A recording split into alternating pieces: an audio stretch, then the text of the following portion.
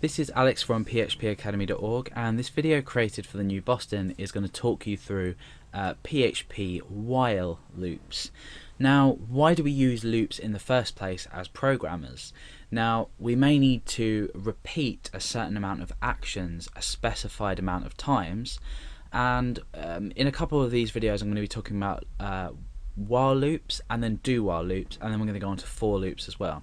So what do we mean by a loop? A loop, let me just show you the syntax first of all, is for a while loop anyway, is while a certain condition is true. So we're sort of, you know, if you understand if statements, you should really understand this.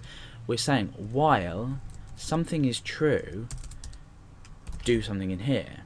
So for example, at the moment I'm going to say echo hello, and I'm going to break down a line. So while a certain condition is true, now if I was to just pop a 1 in here, it would be a pretty bad idea, because 1 is always going to be true, as we've discussed in previous videos. 0 is always going to be false. So we can run this one. If we refresh, that's fine, nothing's happened, the page hasn't crashed. However, if we do while equals while 1, this is always going to equal true, so we're probably going to crash the page in writing hello over and over again, basically until infinity. So it's an infinity amount of times, or infinite amount of times rather.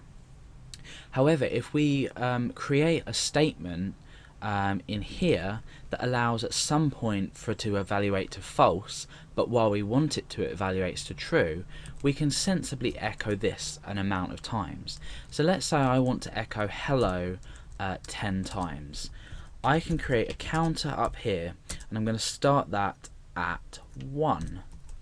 Now what I want to do is I want this loop to echo, or I want this loop to execute, so run this block of code until 1 equals 10. So we're echoing once, twice, 3, 4, 5, all the way up to 10 times, and then once this counter equals 10, we stop the loop, therefore breaking this block of code here, and we continue to the rest of our code down here. So if this doesn't make sense, follow along my example, and hopefully it will do soon.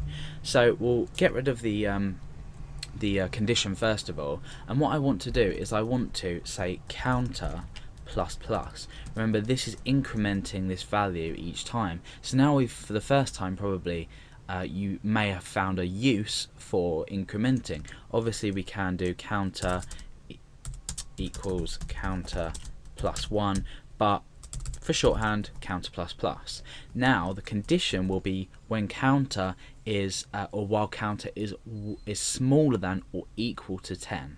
So what we want to do is say while counter is smaller than or equal to 10.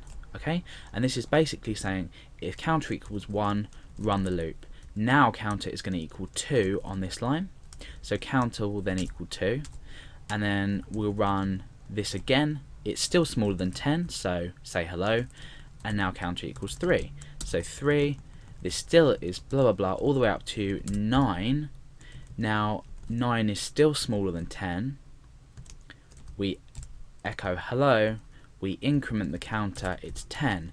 Now counter equals 10, so we run this, this will equal 11. So 11, now this condition is now rendered false. It evaluates to false, so we're not going to execute this code in here.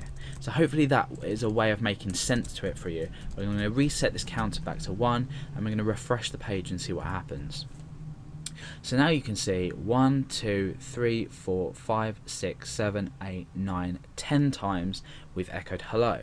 And to prove this sort of counter method inside, I'm going to append the variable counter onto the start of this hello.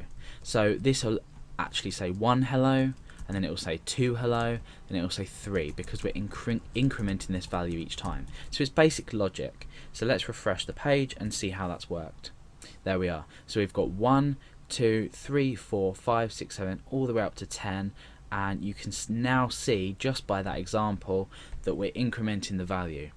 So the while loop will always have a condition at the start of it that will need to be evaluated before we even begin to process the block.